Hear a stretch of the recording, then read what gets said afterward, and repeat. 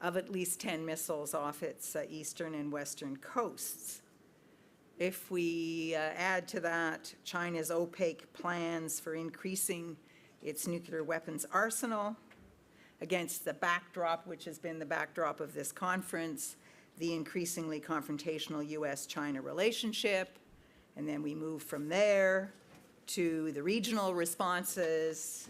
The panel will be talking about that. I'll only mention perhaps the newest, and that is the enhanced trilateral security partnership, AUKUS, between Australia, the UK, and the US, which of course is of interest on the nuclear proliferation front because it includes the acquisition by Australia of nuclear-powered submarines as well as Tomahawk cruise missiles. Now, to discuss the nuclear proliferation risks in East Asia and their regional implications and possible instruments to manage or control these risks, we have a really great panel who after I finish my introduction, and I will turn over more or less to them, just speaking occasionally on the questions that they might consider. I just realized I didn't say who I was. I'm Peggy Mason. I'm on the advisory board of the Institute for Peace and Diplomacy, and also I have to put a plug in for my own little think tank, the Rideau Institute, where I'm the president. Okay, the panel. To my immediate right, Jenny Town, Director and Senior Fellow, 38 North Program at the Stimson Center, and also an Associate Fellow at the SAIS Foreign Policy Institute. On my immediate left, Jeffrey Lewis, Director of the East Asia Non-Proliferation Project at the James Martin Center for Non-Proliferation Studies at the Middlebury Institute of International Studies. And to my further left, Andrew Latham, non-resident fellow, Defense Priorities on this introduction, it doesn't even have Macalester College. It just has your old affiliation, of course, which is Global Affairs, but nonetheless. Welcome on both counts. And last but certainly not least, our virtual participant, Lamy Kim, Director of Asia Study, the Asian Studies Program at the U.S. Army War College, and also Strategy and Statecraft Fellow for the Center for Strategic and International Studies. And I'm really going to count on my fellow panelists to let me know if they want to speak up, but also to make sure that if Lamy wants to speak up, I haven't missed her. Now, for the opening question, and I think no one will be surprised that this is the opening one, given what's going on. Just a word about the organization of the panel. As we've seen with the others, it will be a Q&A. The first question is going to be for everyone, and then the following questions there'll be a lead respondent, as I call it, because I'm very much hoping that we have a conversation among the panelists. And so we'll have a lead, but then the others will all be encouraged to chime in as they see fit. So now turning to the first question, which is for everyone, which of course leads directly from the headlines that I referenced. Given North Korea's relentless increase in its levels of nuclear and missile capability, is denuclearization on the Korean Peninsula still achievable? And I note that I think a panelist on day one said denuclearization is now clearly a fantasy. So there's one view to put squarely on the table. Are there other arms control approaches that might be pursued? And is there any potential for US and China working together on this challenge? I will turn it, I think I'll start over here on the right, and we'll just work our way. I think I'll start with our virtual to make sure, and then we'll work our way around to answer this first question. So, hey. Please. Yeah, hi. Well, thank you very much for having me. Before I begin to answer this question, I should mention that I speak for myself, not for the U.S. Army or the U.S. Department of Defense. As the moderator, Ms. Mason mentioned, this is a very timely topic, and we've been hearing a lot about North Korea's missile tests, and then there is a concern that North Korea will test another nuclear test, the 7th nuclear test. And then I'm sure many of you probably are aware that North Korea has recently enshrined its right to have nuclear weapons in its law, and Kim Jong-un recently said that there can be no bargaining over nuclear weapons. Of course, never say never, but as Ambassador Mason mentioned, I think that will be very hard to expect that North Korea will denuclearize. Even when things are looking pretty good, when President Trump was meeting with Kim Jong-un and President Moon Jae-in in South Korea back in 2018 and 2019, even then, a lot of experts were skeptical that North Korea will denuclearize. Now it seems almost impossible. So that makes us wonder if it makes sense to continue to pursue denuclearization as the policy objective. Because, the first step towards sound policymaking is setting a feasible goal, right? Then should Washington pursue an arms control deal with Pyongyang instead? Perhaps the US could try to limit threats posed by North Korea to the US mainland by preventing North Korea from, for example, testing MORVs, multiple reentry vehicle technologies, or freezing intercontinental ballistic missile production, and etc. But this approach also comes with costs. This will essentially mean recognize North Korea as a nuclear weapon state, which would undermine the US's global non-proliferation efforts. If North Korea can have nuclear weapons, why can't Iran have nuclear weapons, or Saudi Arabia, or Turkey for that matter? Also, if it becomes clear that there's no hope that North Korea will ever denuclearize, South Korea and Japan may also pursue nuclear weapons. And then also they may feel betrayed that the US seeks to defend itself only, but disregards their security concerns, which would undermine the credibility of the US as their security guarantor.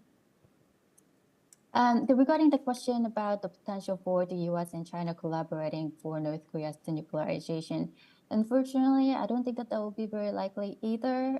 With the war on Ukraine and the intensifying US-China great power competition, the world is becoming more bifurcated along ideological lines, and then ties among authoritarian regimes like China, Russia, and North Korea are becoming more solidified. And without China's support, as you know, sanctions are not going to be effective. China has been helping North Korea with sanctions. And so I'm sorry to give you the pretty pessimistic analysis, but I'm skeptical that North Korea will denuclearize. Thank you very much. Well, that certainly touches on all the issues, so I'll turn it right away over to Jenny for your comments, Jenny Town. Well, thank you, Peggy, and I don't think I'm going to be any more optimistic than what we've heard so far, but for different reasons. And I think we need to be really realistic about what the challenge is here.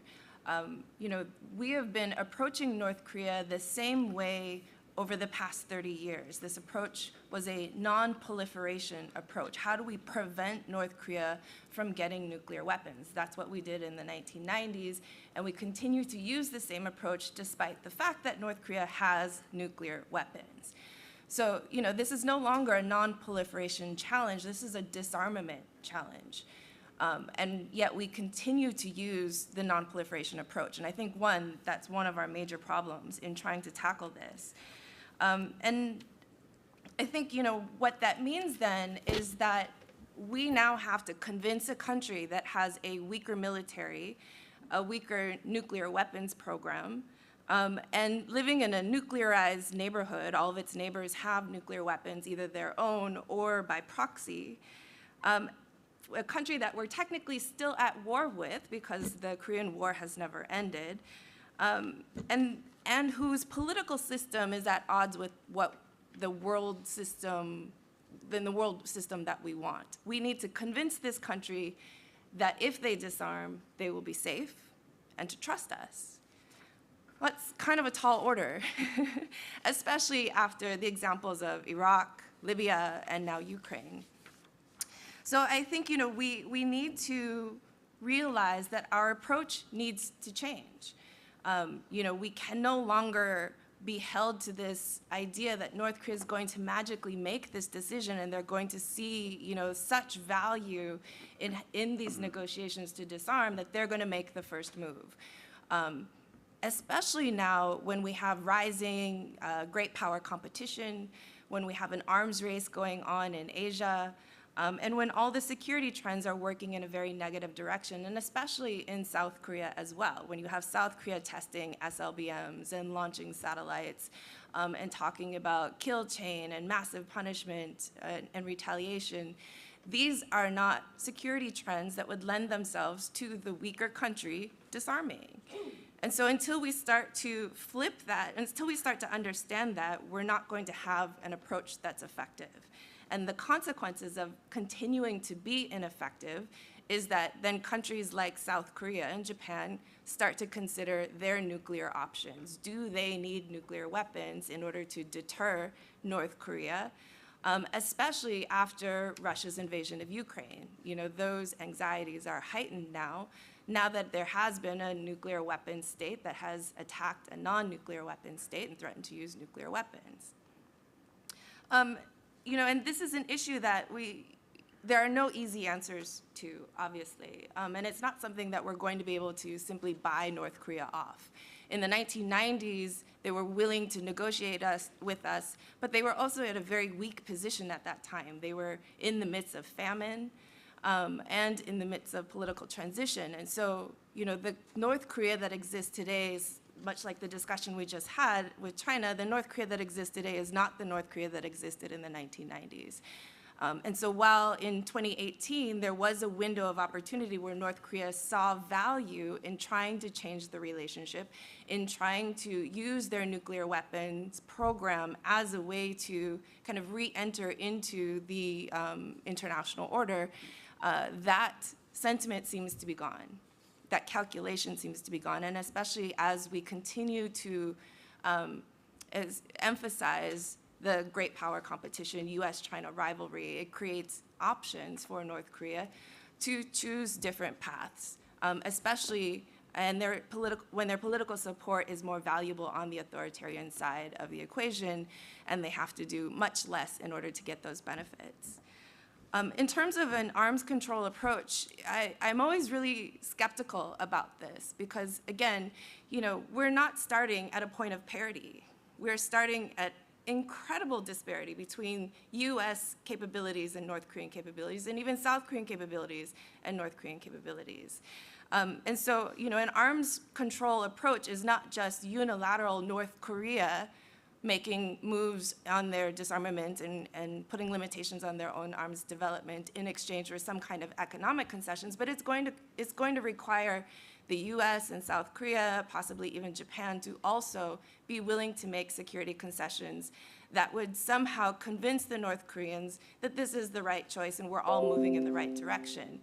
And so far, from what I've seen in conversations in Washington and Seoul especially, there is no appetite to even talk about that at this point in time. So, I think we need to be realistic about what we're dealing with here and think about how can we create the kind of environment and kind of relationship that would, allow North Korea to make different decisions. And that process is going to be incredibly unpopular because it will have to involve moves that improve the relationship over time. Because simply putting a piece of paper out to say that we have, we guarantee your security, the paper is not going to have any credibility. We've seen this over and over. Even the Budapest memorandum for Ukraine promised security guarantees for Ukraine in case they were ever invaded by the US, UK, and China, and certainly that's not really happening. So in order to get that trust, it's going to take moves that start to build a more positive relationship and that aren't necessarily going to be tied to specific moves that North Korea does on denuclearization, because denuclearization is going to be a process. And so if we continue to approach this issue that North Korea always has to move first, always has to do something on the nuclear front first, we will continue to stay in stalemate at this point in time, especially as the security situation in Asia continues to deteriorate. So, the questions are, do we want to continue being ineffective and paying, and realizing that the consequences of that could be a nuclear South Korea, a nuclear Japan in the future, or are we willing to suck it up and try something drastically different that's going to be drastically unpopular? And I don't know that that's possible. Thank you very much. I'll turn it immediately to Jeff Lewis. Well, I'm going to be just as negative, if not more so. Trying to decide how nice to be about this. Is denuclearization achievable? No, it is a fantasy, and it has been so for many, many years. The very fact that the North Koreans chose the term denuclearization tells you much of what you need to know, which is that they never used the word disarmament, because by denuclearization, what they meant was a process that applied to all parties. They believed that they built nuclear weapons because they were under nuclear threats. So unless you believe that the United States is going to engage in disarmament matched by the North Koreans, then you are not going to have a process of denuclearization. It's important to understand that Kim Jong-un never offered to disarm for Donald Trump. That was a product of Mike Pompeo and other U.S. diplomats misconstruing what he said, often quite deliberately. The North Koreans would say denuclearization of the Korean Peninsula. Pompeo would say denuclearization of North Korea. And the North Koreans literally at one point put out a statement suggesting he take a geography lesson. It was impossible to get the press at the time to report this accurately. But what Kim Jong-un was seeking was not disarmament, but it was a deal similar to the one that the United States has given Israel and gave India before 1998, which was to look the other way if North Korea stopped testing, brandishing, parading, and otherwise making a scene with its nuclear weapons. That deal was on offer up until Hanoi, when the United States said, no, we still insist on disarmament, and that is when diplomacy ended. I don't actually think that that deal is even available to us today, although I would certainly like to try to get it again. But instead what we see is North Korea is moving in a very different direction. North Korea has laid out a very ambitious program for modernizing its nuclear forces, has conducted a number of missile exercises that are explicitly designed as a nuclear preemptive strike. And Kim Jong-un has made it clear that he will not ever bargain this capability away because he believes that the United States poses a threat to him. I think he exaggerates that, but that's not for me to say. It's for him to decide. And they have concluded that if they are invaded, their best hope of surviving is the large-scale use of short and medium-range nuclear weapons against U.S. forces in South Korea and Japan. So instead of focusing on convincing North Korea to disarm, I'm quite heartened by the second part of the question, which is we have to realize that we have other interests at stake, and those interests are reducing the risk of a nuclear war with North Korea. That starts first and foremost, I think, with reducing tension on the peninsula, but also includes with finding a way to talk to the North Koreans about how they think about nuclear weapons so that there isn't some sort of misunderstanding. Because with the now deployment of large numbers of tactical nuclear weapons to frontline units in North Korea, those risks are quite serious. The last thing I would say is about China. The North Koreans don't really like the Chinese. They don't really like being dependent on the Chinese. And the reason that the North Koreans were willing to reach out to the United States on several occasions is precisely because they did not wish to be solely dependent on Beijing. That obviously has not worked out for them. But the idea that China can provide some kind of magic wand that will solve all our problems, I think, is as big of a fantasy as the idea of North Korea's disarmament. Because the more isolated North Korea is, the more important those weapons are to them. And so to the extent that we have success in organizing the Chinese to act contrary to North Korea's interests, that will only underline to the North Koreans how, in a very hostile world, the only friend that they have is the bomb. Thank you. Please, Andrew, and last, of course, but not least. As I often say when I speak last, Everything that needs to be said has already been said, but not by everybody. And I'm going to try to strike I think the same note as everybody else, which is one of, I think I'm guardedly pessimistic, if that works. Yesterday, I invoked Thucydides, not because I'm a great fan, well, I am, but not just because of that, but because I think there's some timeless truths there. And one of those timeless truths is that states are always, whether we call them states or whatever we call them, they're always motivated by honor, fear, and interest. And that's very poetic language and boils down to this: honor is the pursuit of status and prestige. Fear, we would call it insecurity. And interest really boils down to the pursuit of power. And we can see both of those in various ways and to varying degrees on display on both sides of the inter-Korean border. On the northern side, we do see insecurity. I think Jeff just painted a very stark picture of and one that's emerged over the last day and a half. There's a great deal of insecurity vis-a-vis the United States and its capabilities and intentions on the northern end of the peninsula. There's also the pursuit of status and prestige. I think when you have an international system in which the big boys get to have nuclear weapons and everybody else, as the Indians used to characterize it, in a system of nuclear apartheid, everybody else is kind of second-class citizens. Some states will be motivated to try and join the club, as it were. Another way of thinking about that, of course, is this latest spasm of missile launches is kind of like, hey, we're here, don't forget, pay attention to us, we matter. And the pursuit of power, I have no illusions about what Kim Jong-un and his cabal are up to. It's all about power. On the southern side, southern end of the peninsula, it's about fear. It's about fear of what this, what was the old language we used to use once upon a time, rogue state, this hermit kingdom on the northern end of the peninsula is up to and what it might do out of fear or the pursuit of power. And when I look at those dynamics on both sides of this border, I see pressures beginning to mount for proliferation pressures.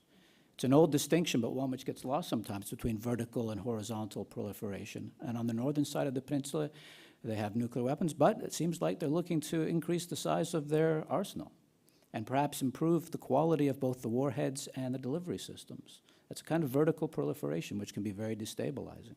And then the horizontal proliferation piece is equally frightening. Recent opinion polls in the Republic of Korea indicate that for the first time ever, the South Korean people are really beginning to think seriously and look favorably upon the acquisition of their own nuclear weapons capability.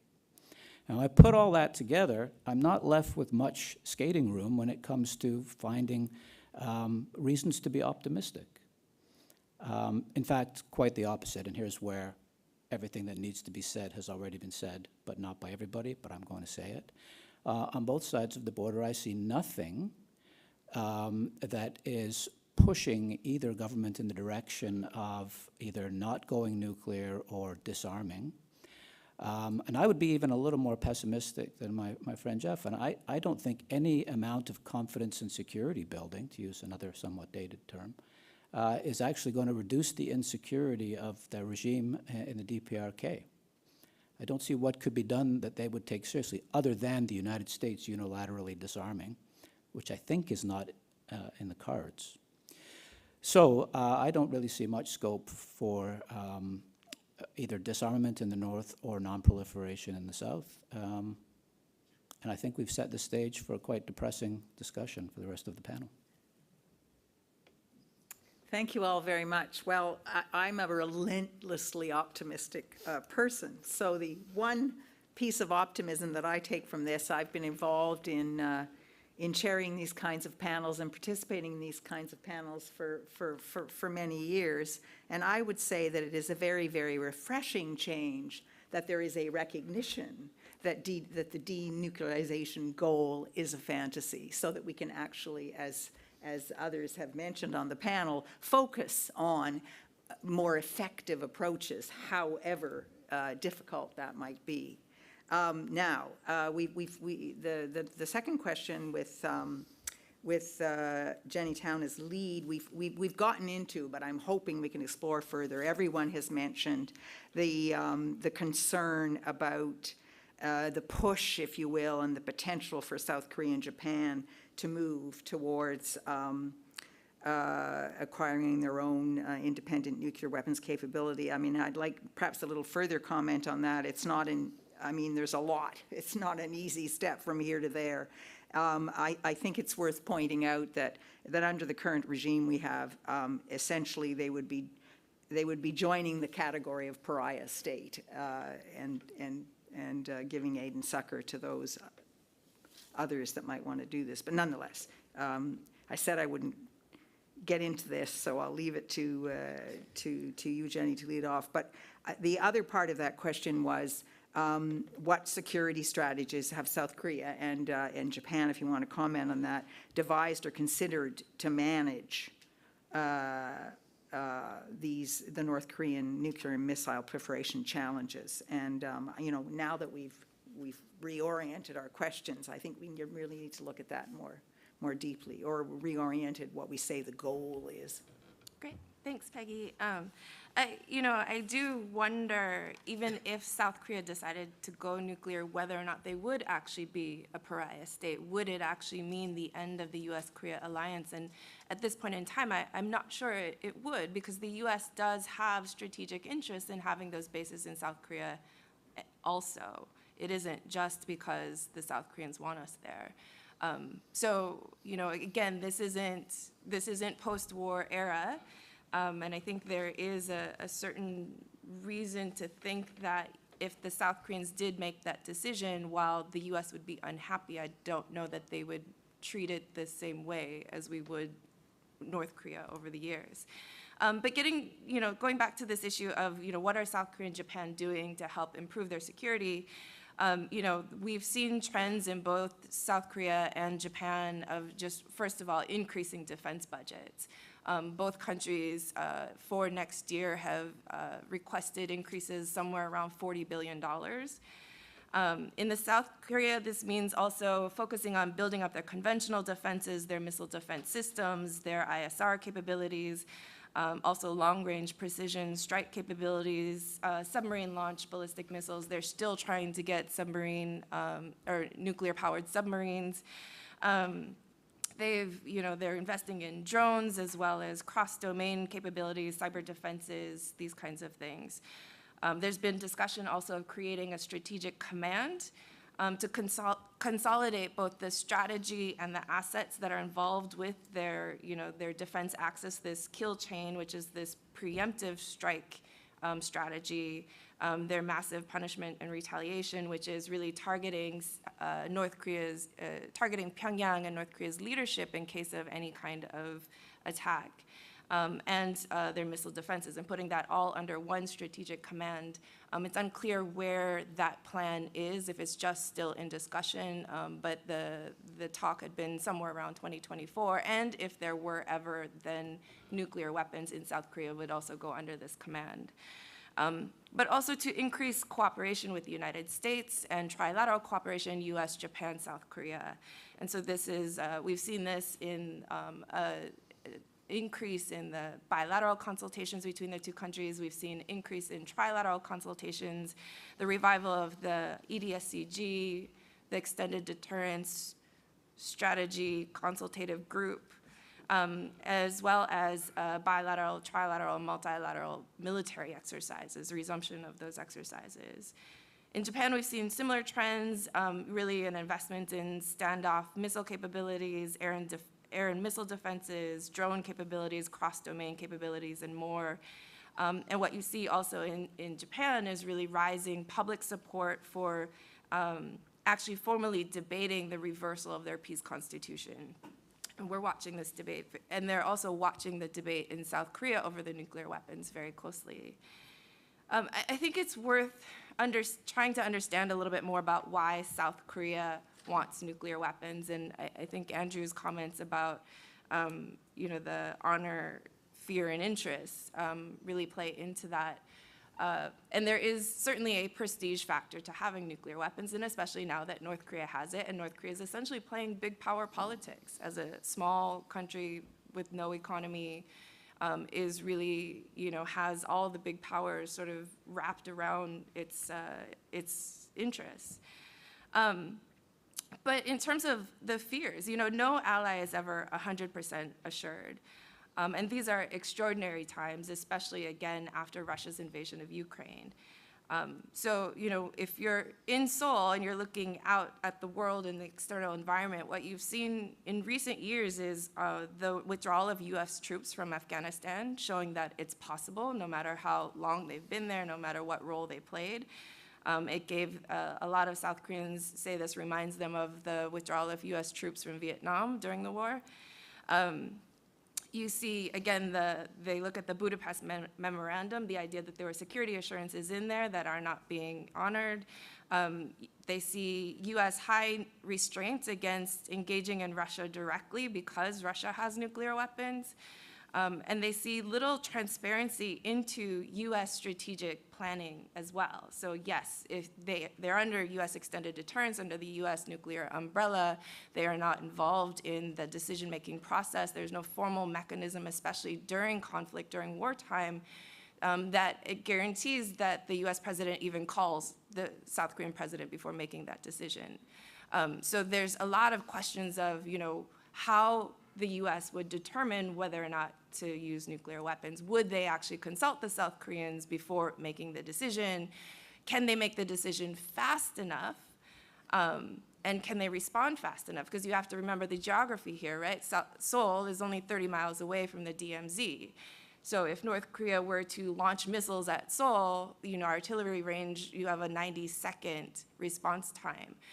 A lot of Americans like to tell the South Koreans, reassure the South Koreans, well, if we launch a missile from Guam, it only takes half an hour. Well, that's not very reassuring if you're thinking, seconds and minutes. So, and because of the population density, especially in the Seoul area, you have, about 50% of the population lives within the Seoul metropolitan area. That's heads of state, heads of corporations, heads of military. Can they really absorb a nuclear attack, a preemptive nuclear attack, especially now that North Korea started talking about preemptive nuclear use?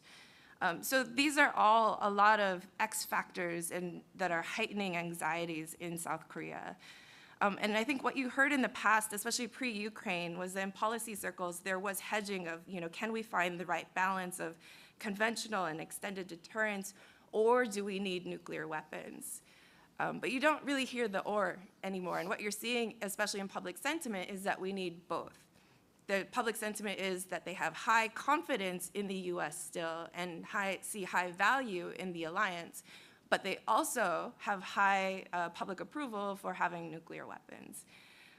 So, I think the longer it takes to have some kind of productive, meaningful dialogue with the North Koreans on some kind of arms control or denuclearization or whatever you want to call it, the more that South Korea considers its options.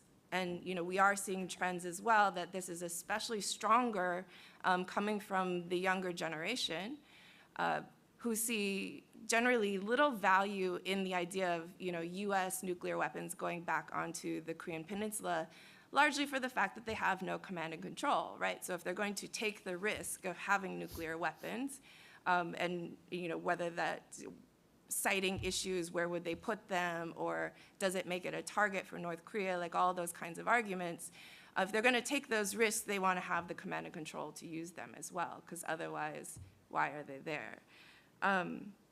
I would also say there is a degree of uncertainty about US political stability. And we talked a little bit about it in the last session, because the Trump years were hard for South Korea. Trump was, actively antagonistic against alliances in general, and especially the South Koreans. And they see this, they're watching US politics now, the hyper-partisanship that exists inside US politics, and they're looking at the situation of, what happens in the next presidential election? Will Trump run again? If he does, will he win, or will someone else like Trump win that's also antagonistic to alliances? So can we really rely on the U.S. In a consistent and sustainable manner? And that's a huge question that there is contingency planning going on about, and the response to it is not going to be the same as it was 4 years ago, because now that they know it's possible, they're definitely looking again at their options for the future, and I'll leave it there. Thank you very much. Now I am depressed. Okay, so you want to jump in, Jeff? Because this round, you got to indicate if you want to jump in. Very quickly. Very quickly. I think it is important to distinguish South Korea and Japan. I think that Japan is very unlikely to build nuclear weapons. I think that allergy is quite real. And I think we see that in how hard it was for the late Prime Minister Abe to try to revise or really reinterpret Japan's constitution. That case is different for South Korea, where there isn't the same allergy. And I agree that South Korea runs some risk of becoming a pariah. And as long as Washington forces South Korea to choose between the alliance and nuclear weapons, I think that's true.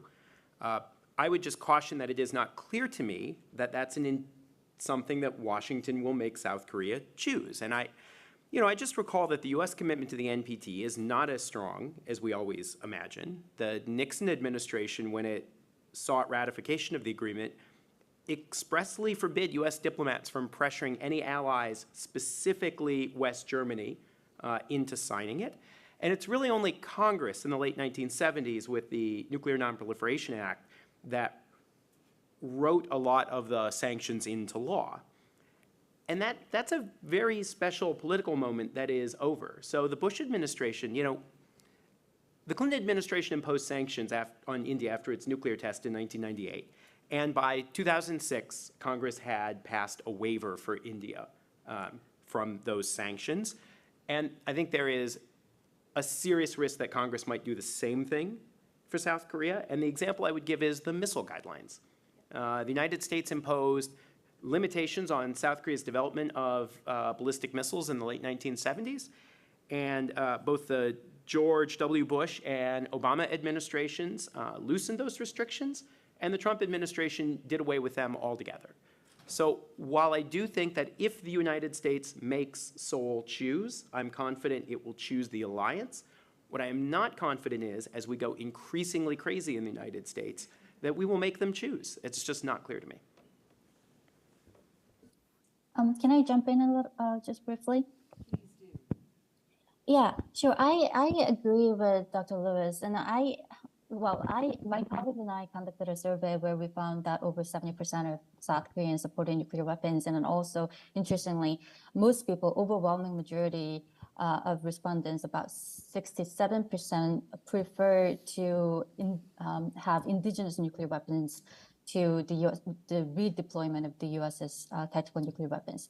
However, I think that we should distinguish what people want and from what the government would actually do. I still think that the cost will be really high for South Korea because, I understand, I sort of agree with Jenny that maybe Washington would sort of condone South Korea's nuclear armament. Increasingly and surprisingly, that I hear more and more American experts saying that South Korea, there is no option, no other option for South Korea, and it may be even beneficial if South Korea acquires nuclear weapons. But the economic, even if that is the case, even though, I'm not really sure if that's going to happen, but even if that's the case, I think the economic cost will be enormous.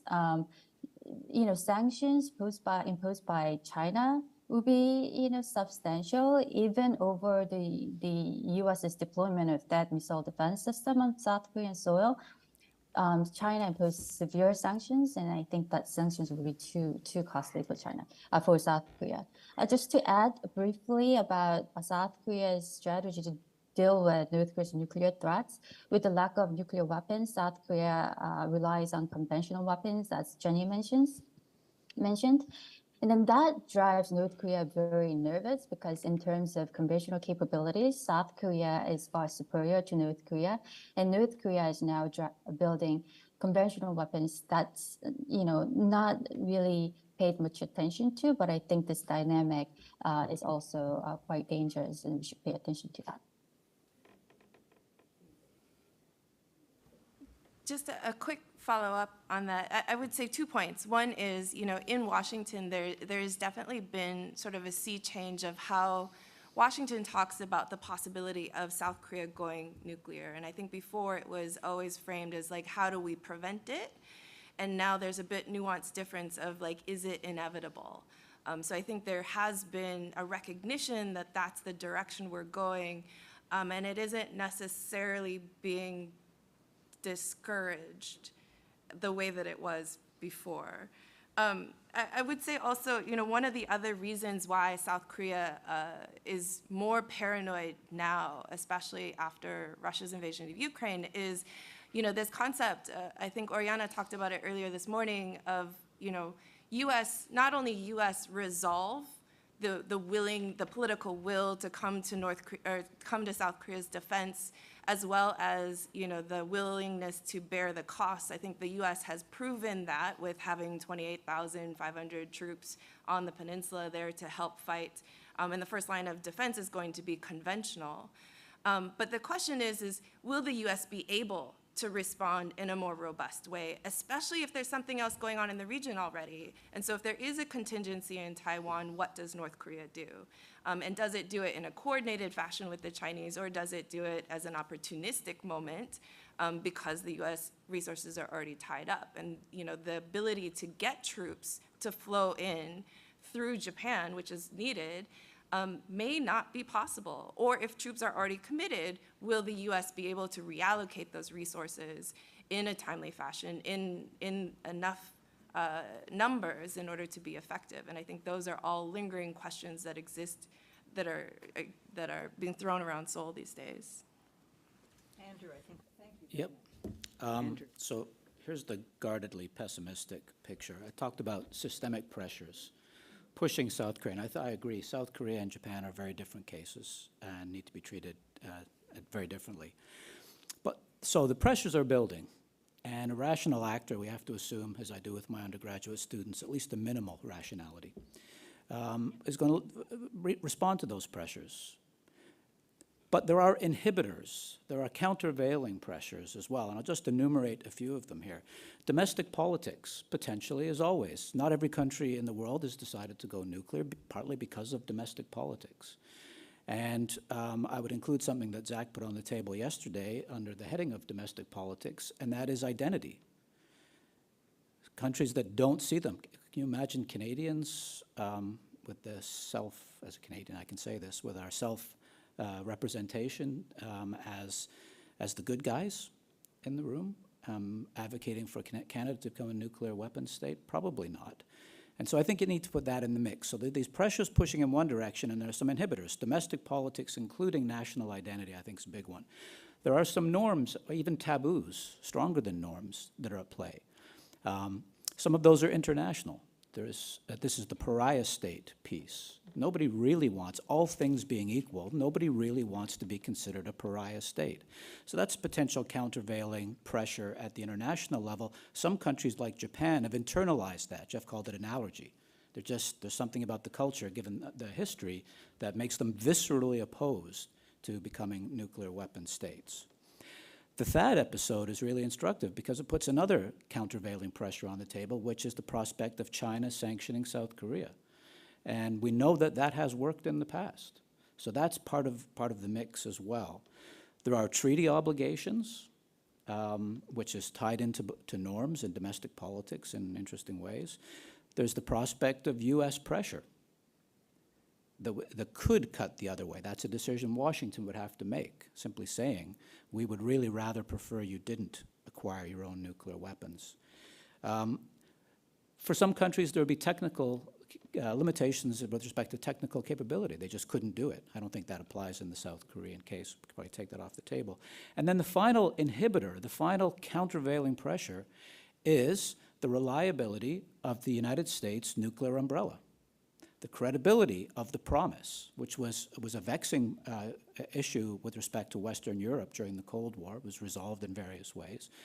To the extent the South Koreans feel confident that the United States promise to respond is enough to deter North Korea, they'll be satisfied. The insecurity will drop. The fear will go away.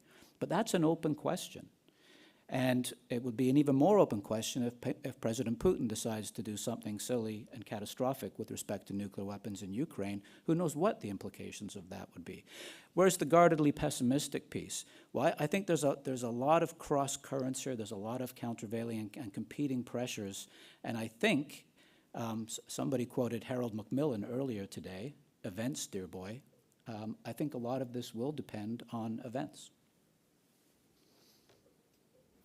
Thank you. Thank you very much.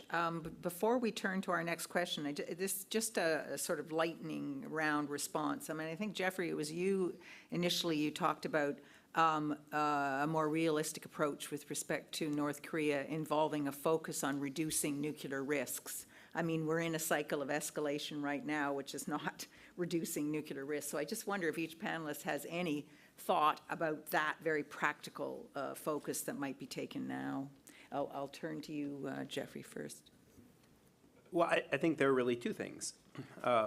There's a set of conversations the United States needs to be having with North Korea about what a more normal relationship looks like that doesn't involve them disarming. And so, you know, if the United States, I think, were to be open to some sanctions relief, some assistance, you know, I do not think that Kim Jong-un is interested in reforming his economy because I think he feels he would lose power. But I do think we can buy things other than disarmament with our economic leverage. And so I would use that in order to just try to incentivize better behavior out of the North Koreans. If they're going to have nuclear weapons, I care how they behave with them. And then I think there's a second conversation that needs to be had about how they think about nuclear weapons and what are the conditions under which they would use nuclear weapons. Because we are increasingly moving into this situation where their plan is to go first. Once an invasion is inevitable, they don't want to do it, but they're going to use nuclear weapons first to try to stop the invasion before it really gets going. And the South Korean response to that is to plan to kill Kim Jong-un with missiles before he has the chance to do that. So they both think they're going to go first, and one of them is wrong about that. And that is extremely unstable. And so while I understand the military imperatives that push both sides to those individual war plans, from a strategic perspective, when you put them together, it's a doomsday machine. And so finding a way to navigate that so that both sides have clear understandings, could be quite important in a serious crisis. Thank you. Anyone else want to comment on the reduction of nuclear risks? One, I would just like to add to Jeffrey's comments about the, South Korean plans to target Kim Jong-un, and, the North Koreans definitely address that in their nuclear law by also writing in a clause that says if the leadership is ever incapacitated due to an attack, that they would automatically launch nuclear weapons. So getting rid of Kim Jong-un doesn't neutralize the nuclear threat from North Korea. But I do think, especially right now in the current cycle, and you had said 10 missiles this morning, it was actually 23. 23 missiles were shot this morning, as well as 100 rounds of artillery into the DMZ, and this is now the third time they've shot into the DMZ. There's obviously been a number of military exercises, drills, operational drills that the North Koreans have done in response to South Korean-U.S. joint military drills. Yes, the U.S. poses the military drills as being, this is business as usual. We always do drills. We have the right to do drills. That's fine. But we should recognize, first of all, that this isn't business as usual because we haven't done it this way over the past few years. It was going to be provocative in the sense that it is expanding what normally has happened in sort of recent history. So, we should have expected North Korea to react to this. But the benefit of being the larger military, the stronger nuclear power is we don't have to have the rhetoric that goes with it. And constantly remind North Korea, oh, we can destroy you, we can obliterate you, blah, blah, blah, blah, blah. So I think, one, we need to tone down the rhetoric that goes along with this so that we're not egging the situation on anymore. I do think, there's maybe a role here for mediation in the process, because I don't think the U.S., South Korea, and North Korea are going to find a more productive place by themselves. And I don't know who that mediator might be, because it's hard to figure out who a neutral party would be in this process. But certainly, I think greater, focus right now, as Jeffrey has mentioned, on tension reduction, risk reduction is what's needed in the near term. And, once we get to that place, and once we get to a place of greater, that the security trends are moving in a more positive direction, then we can kind of revisit the idea of, do we still talk about disarmament? Let me just briefly answer the question. So if you think about the United States and North Korea only, I think that it would make sense to have some sort of sanctions relief, exchange sanctions relief for like freezing North Korea's nuclear and missile capabilities, so that at least North Korea would not secure the ability to launch a nuclear attack against the U.S. mainland. However, theoretically, that would make South Korea and Japan more confident about the credibility of the U.S.'s extended deterrence. However, I don't really think that South Korea and Japan will actually feel that way, and they will feel very insecure as long as the United States, if they realize that the U.S. is not going to do anything about really eliminating North Korea's nuclear weapons. And so if you think about all the stakeholders, I think that this deal will be unrealistic. Thank you very much. And now we're going to change course a little bit and look at what is driving China's nuclear modernization efforts. And part of that discussion, whenever it comes up, is always whether or not what we can discern about China's nuclear modernization efforts implies any change to its nuclear doctrine, particularly its current no first use doctrine. And Jeffrey, you're the lead on this, and then we'll hear from others. Well, this is going to be a really long 3-minute version of we don't know. My colleague at the Center for Non-Proliferation Studies, Decker Eveleth, and I have been taking a pretty comprehensive re-examination of China's forces. And Decker, in particular, has been doing some really remarkable work in locating all of China's rocket force bases and brigades so that we can estimate just how many nuclear and conventional missiles that the People's Liberation Army Rocket Force deploys. In the process of that, Decker found the first of what would later turn out to be 3 large fields of silos for ICBMs in central China. And so this really sort of illustrates how much the scale of China's nuclear forces is changing. And so when I got into this business, China had about 24 nuclear weapons that could reach the United States. All of these weapons were old liquid-fueled ballistic missiles, and the warheads for those missiles were stored separately. And not on the missiles on a day-to-day basis. And so when China said it had a no first use policy, which, by the way, I believed then and I believe now, it also had a force that made no sense to use first. Right? It was not a credible first use capability. Over time, what we've seen is that the People's Liberation Army Rocket Force has really embraced conventional missiles. Right? So as China has deployed an entire series of new generations of solid propellant ballistic missiles, which are much more capable, it's gone from a force that had only nuclear weapons to a force that is mostly conventional. And that's a pretty big organizational and cultural change. And the PLA Rocket Force has a very offensive doctrine for its conventional missiles that's very unlike its no first use policy for nuclear weapons. And so that naturally raises a question of, will China's nuclear forces come to look like their conventional forces, which is to say that there will be lots more of them, and there will be scenarios in which they might contemplate using them first. Now we're starting to see the answer to this is yes, there are going to be lots more of them. But I think the answer is we still don't know. And the reason I say we still don't know is that while there has been an increase in the number of mobile missiles particularly, one thing we don't know is whether all those silos will be filled.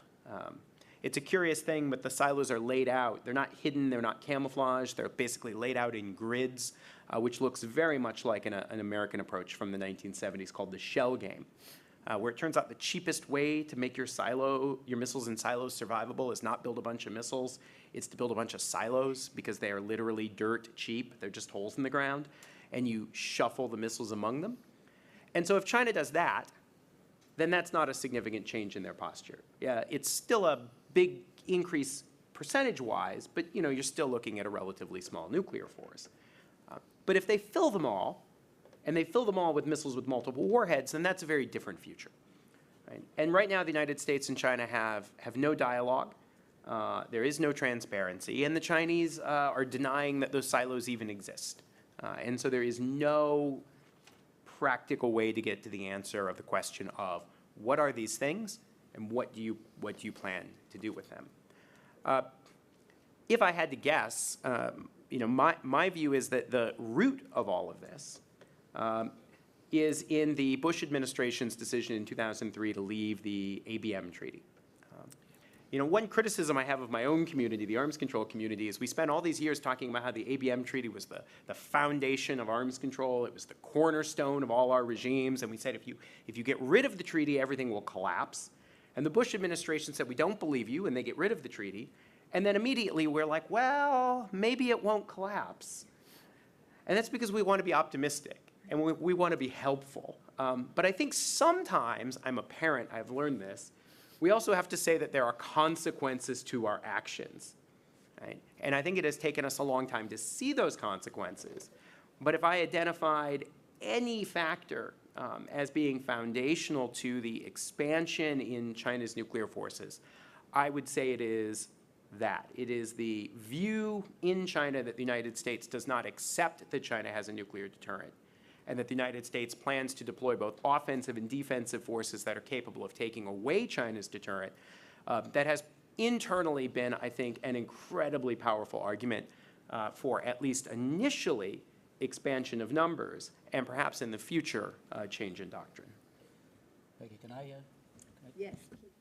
Please, jump in. Yeah, I think that's exactly right. And if we put this in the broader frame of great power competition and this binary that we've been talking about in Cold War 2.0, you put that as the backdrop, and then you introduce a reasonable concern/fear that the United States is working on an anti-ballistic missile infrastructure that will deny the PRC, the PLA rocket forces, an assured second strike capability, which is the foundation of strategic stability when it comes to nuclear things.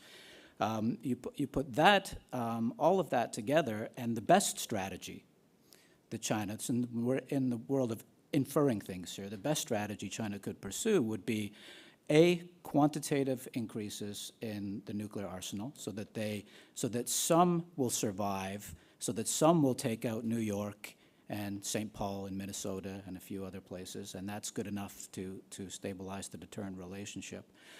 And also, not just in terms of quantity, but quality, right? Recall last summer, not the one just gone by, but 2021, great deal of fear on our part because the Chinese were demonstrating a capacity for fractional orbital bombardment systems and hypersonics and glider and all the rest of it.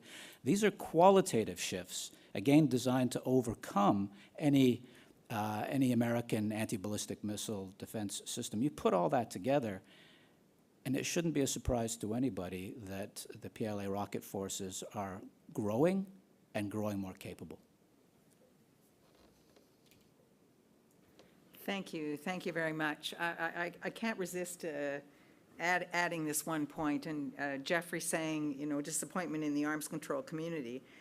I have to say that this is an issue that over the years as former disarmament ambassador, I have harped on because it comes up in Canada periodically about whether or not Canada, which has resisted so far, joining the American ballistic missile defense arrangement. And there is certainly a lobby in Canada which sees defense benefits, supply benefits, and industry interest in this. And so it comes up and we have hearings and testimony, and so the record will show that I have been there making this argument from way back, saying all of the things that, because of course this also relates to Russia, but China as well, that they fear that that their deterrent, their retaliatory capability, mutual assured destruction will be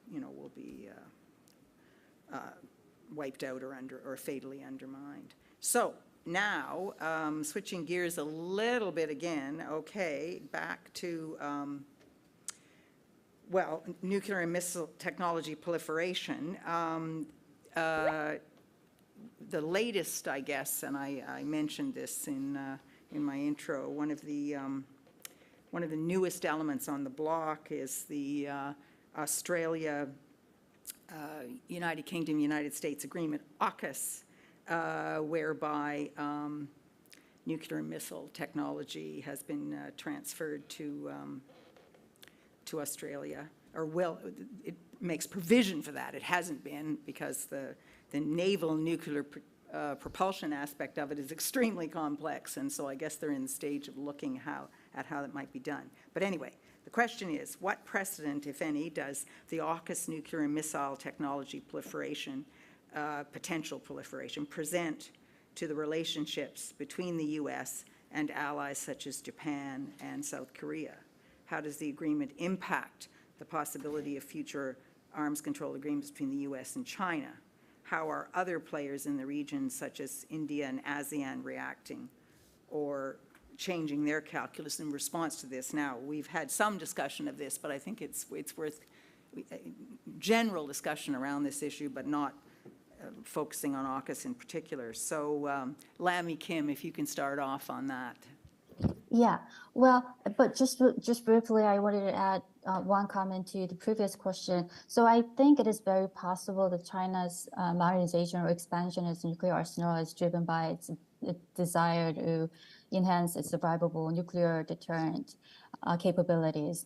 Others also have said that, Chinese high-level officials said that they are doing that in order to enhance its overall military capabilities to make its military the world-class military by 2049, because many Chinese believe that power is really shifting toward China. China is going to overtake the United States. That's inevitable, but Americans are not just accepting that and then expanding its nuclear capabilities would make the U.S. believe what is actually going on. But that's what I've been hearing recently.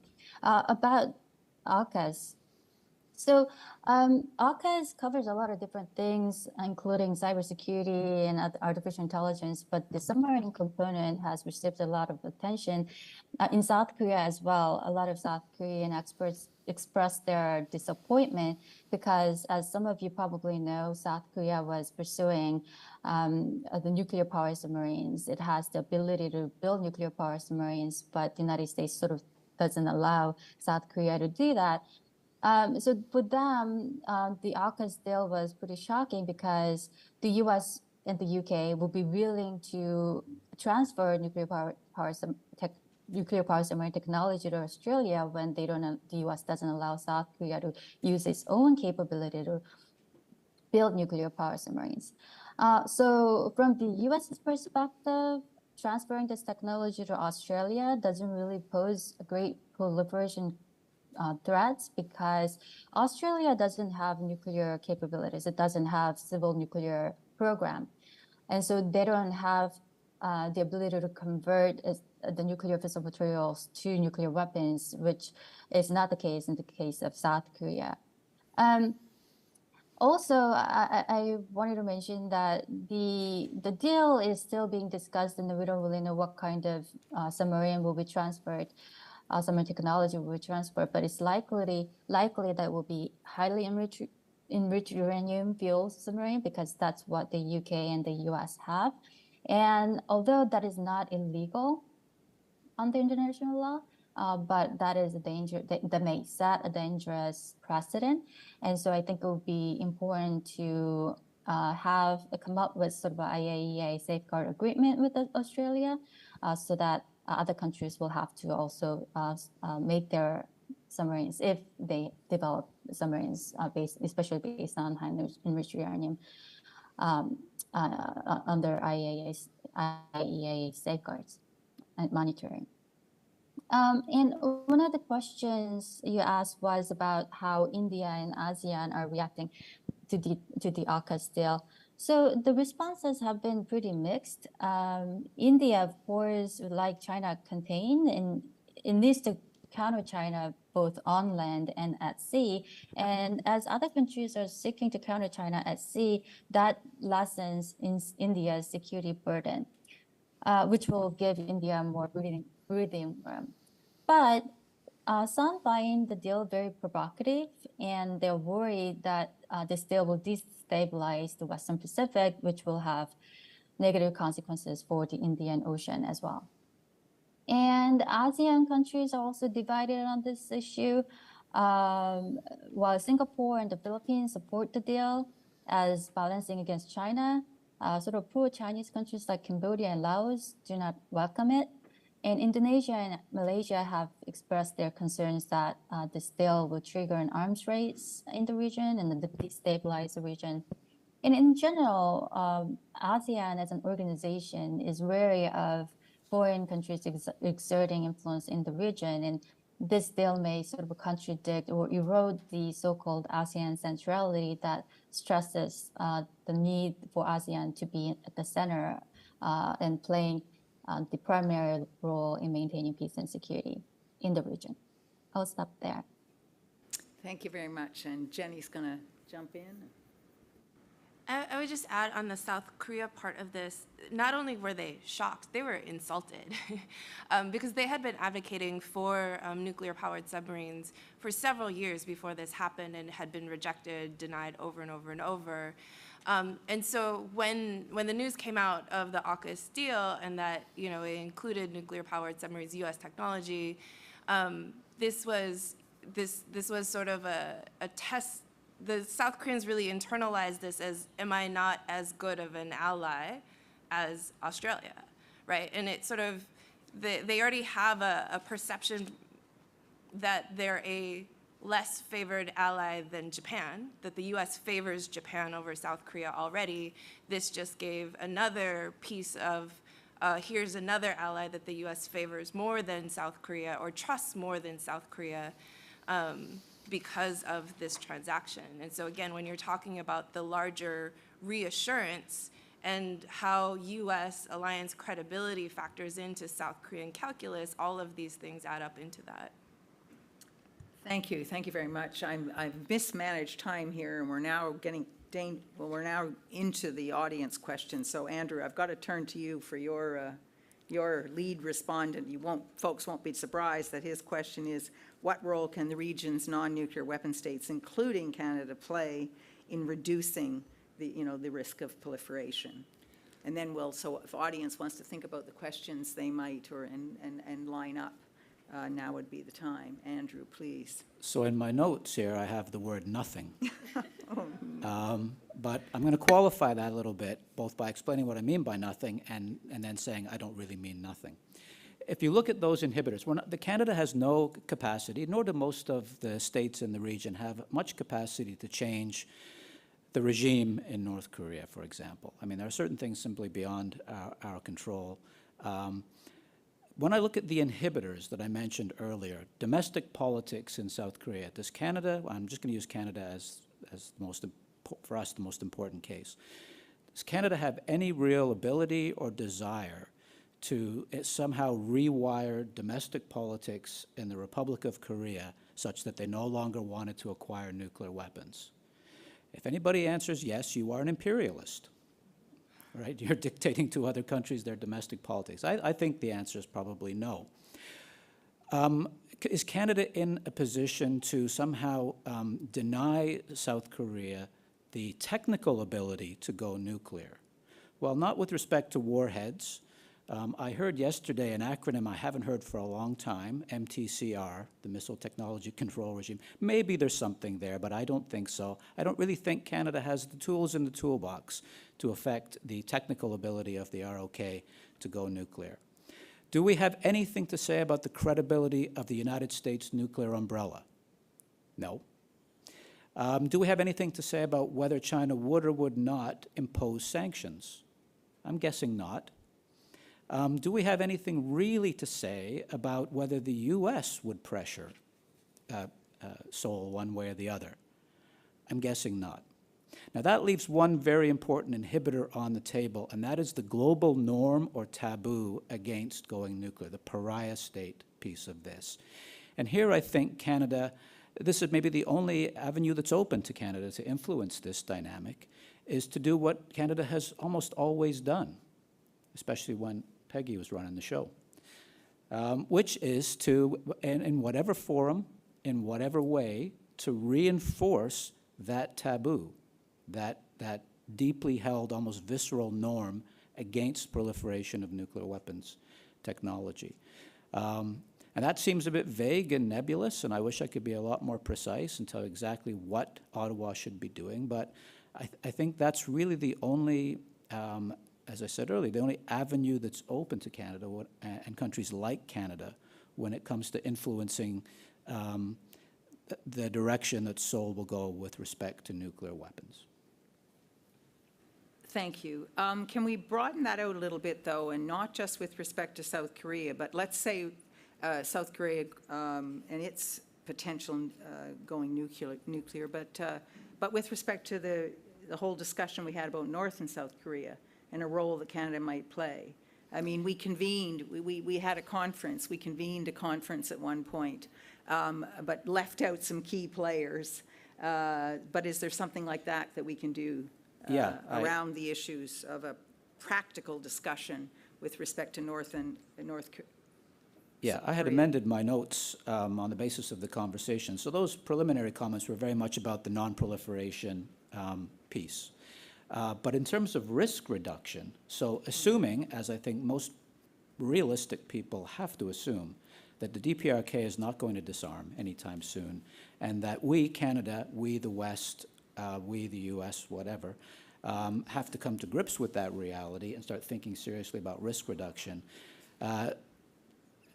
There again, I only have sort of vague and nebulous things. Canada could be part of an effort to, somebody used the word mediate earlier. I'm not sure if that's exactly the right word, but play a constructive role in bringing the parties together in ways that could build confidence, first of all, reduce perhaps a sense of insecurity, but simply find ways of managing the reality of a nuclear-armed DPRK and maybe to persuade Washington to give up the fantasy that that reality is going to be changed anytime soon. So I'm more hopeful about Canada playing a constructive role with respect to risk management and reduction than I am with respect to Canada playing any kind of role with respect to either disarming the North or preventing the proliferation in the South.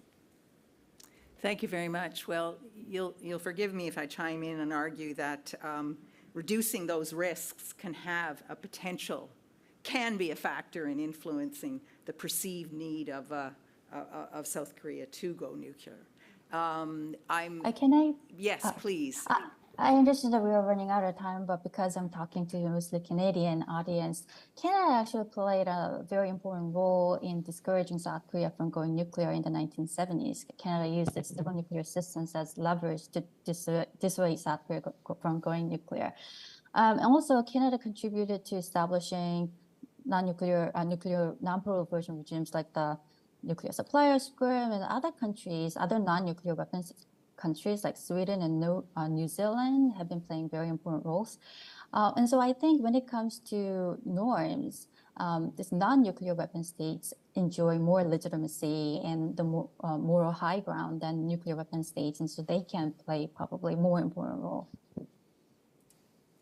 Thank you very much for making that last point about the norms, the important norms set by the Nuclear Non-Proliferation Treaty, And, you know, the review conference was held just recently, and I think the one thing they all agreed on was the centrality of the Nuclear Non-Proliferation Treaty to inhibiting nuclear proliferation. I think we better turn now to audience questions, and if you would follow the normal practice throughout the conference of identifying yourself first, and then asking your question, indicating who among the panelists or all of them that you'd like to answer. Thank you. Hi, my name is Peter, and I'm a research intern here for the Institute for Peace and Diplomacy, and also a senior major in international studies and economics at Johns Hopkins University. And the research on nuclear weapons and learning about these courses has been one of my kind of major focuses at Hopkins, especially with Dr. Stephen David. And I'm all for the fact that we should seek to reduce tensions and really mitigate all this. But one of the counter arguments in which Professor David actually threw at me is when we wanted to normalize relations with North Korea, engage in normal conversations with them, this is incentivize other actors in similar places, such as Iran, to accelerate their nuclear program. Would there be any cautious around that? And the second thing is, you know, in our world today where we kind of define ourselves as like a democracy versus autocracy in terms of like Canadian domestic or United States domestic politics, how do we get out of the story of appeasement? How do we get out of the historical knowledge and make this sound like we're not giving in to autocratic states and their demands, but instead we're really trying to mitigate the risk we're all facing in the world?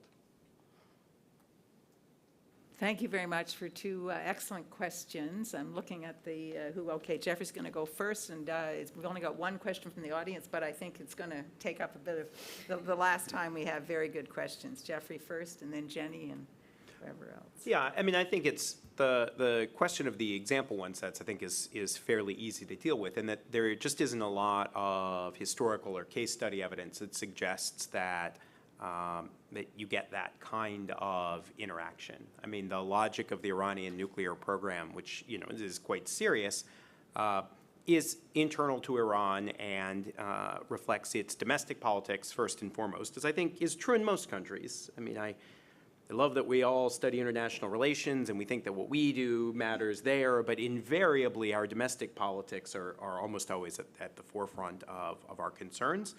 And then there are kind of the immediate regional considerations. And so while there is sometimes evidence that how you treat a particular state sort of goes into the pile of evidence that another state has, that's usually a pretty complex example.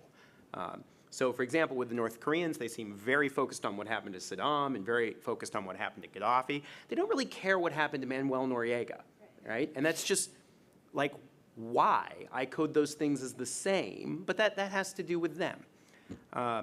So, you know, I think that if we look at the Iran nuclear program, even though, you know, it's funny, we had a deal with North Korea, and we walked away from it, and the Iranians didn't learn from that, and I churlishly say maybe they should have, because then the Iranians signed up for the same deal, and then they were shocked when we walked away from that. So just my experience is that international relations are sufficiently complex, and there are usually enough factors going on, that the example effect, I think you know, usually is fairly small. And you know, that may also just be that nobody wants to sign up to be North Korea. I mean, it's not a model, even though they did end up with the bomb. There was you're not going to jump in on democracy, autocracy, or oh, well, appeasement? You know, look, the reality is that the world is filled with a lot of governments where I wouldn't want to live. And we have decided that some of those governments are our friends, and so we sort of look the other way when they treat their citizens badly, and we've decided that some of those governments are our enemies, and so, you know, we care deeply about when they treat their citizens badly. And so North Korea is not a place I'd want to live. It has a terrible human rights record. I have huge amounts of respect for people who are interested in trying to improve that human rights record, but I also observe that by having a constant and hostile relationship, we don't actually improve the livelihood of people in North Korea.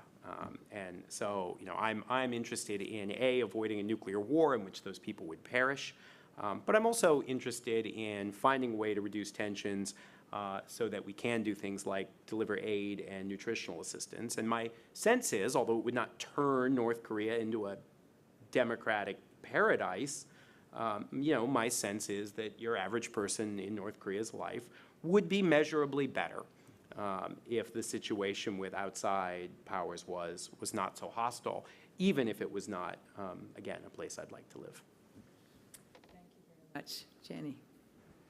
Yeah, I agree with the idea of, is it a precedent that everyone will see equally? And I think he uses a good example of the agreed framework that didn't stop Iran from making a deal with the United States, and the same outcome happened. And I think actually that can be more instructive to people than North Korea's success in building their nuclear weapons program, of just American credibility to be able to sustain treaties over time and through political transitions. And I think it does, I think everyone is aware of that in a democracy, there is going to be variance of policy from administration to administration as well. So if you're dealing with Biden, it's not the same as dealing with Trump. It's not the same as dealing with, Bush. It's not the same as dealing with Obama, right? So, it's not like we have one leader and we have a consistent policy over 50 years. We have, potentially drastically different policies, every 4 to 8 years. In South Korea, it's kind of the same thing, right? Like you only have a one-term 5-year presidency. So every 5 years, the policy could drastically change, and that could change the nature of your relationship, as well as the opportunity it presents each time those political transitions happen. In terms of how do we get away from like anything positive being appeasement, and I think, that has to be, that one, we have to put some political capital into that, knowing, first of all, everything will be criticized, but everything's already criticized, either too little or too much. So, anything working on North Korea is always going to come with a hefty skepticism or hefty criticism, one way or the other. But you start to get over that by changing how you're talking about it, right? Once you start to talk about how it serves U.S. interests, how it serves Canada's interests, how it serves South Korea's interests, to make these different choices, then people can start to see why we're doing certain things, right? It's not necessarily going to be an easy thing to understand overnight, but even look at what Trump did, where he did sort of change the narrative overnight, and eventually the party went with him and the American public went with him as well. So, it's basically, I think right now we're so stuck in this denuclearization-centered approach, where if we're not talking specifically about denuclearization, well, then North Korea's won. Well, won what? They already, they tested a nuclear weapon in 2006. This is 2022. Today they're, testing, 60 missiles this year alone. So, I think we need to step away and, one, look at what are our interests here. And how do we better serve those interests? And as soon as, as we can start to flip that script and show how different moves, even if we weren't willing to make them before, now serve our interests, eventually over time, people will start to understand. Thank you. And I think, Andrew, Yep. you want to wrap up here? Two very, very brief comments. First of all, just a reminder to everybody in the room, this is not 1938. Appeasement comes up over and over again. I'll tell you something else. 1938 wasn't 1938. Neville Chamberlain actually bought time for the Royal Air Force to be expanded, for radars to be deployed. He bought enough time to keep Britain in the war. The appeasement myth, which circulates in national capitals in the so-called global West, is founded on nothing but mythology. So we need to just take that off the table. The other quick point I would make is the near hysteria sometimes over the prospect of a proliferation cascade. If we give in to one, then there'll be 50 or 60 or 70 nuclear states by next Thursday, is also, there's no academic literature that supports that. Common sense doesn't support it. If you think that these systemic pressures that I talked about are very powerful and would incline lots of states to go nuclear, those pressures are mediated by domestic politics. And here, I'm an international relations guy, but here I have to concede the primacy of domestic politics. The reason why North Korea wants, the whole logic behind its nuclear weapons program is just different than it is in Iran, for example, or in South Korea, or anywhere else. And so the systemic pressures are, yes, they're universal, they're properly in that international space, but they touch down in very specific ways, and we need to be mindful of that, and I'm not terribly concerned about either appeasement or a proliferation cascade. Thank you very much. I think that actually qualifies as an optimist, slightly optimistic note at the end of Guardedly. what has been, I think everyone will agree, just an excellent discussion of a very, very challenging area. And I hope you will all join with me in thanking our panelists. That was really well done. That was fun. Thank you.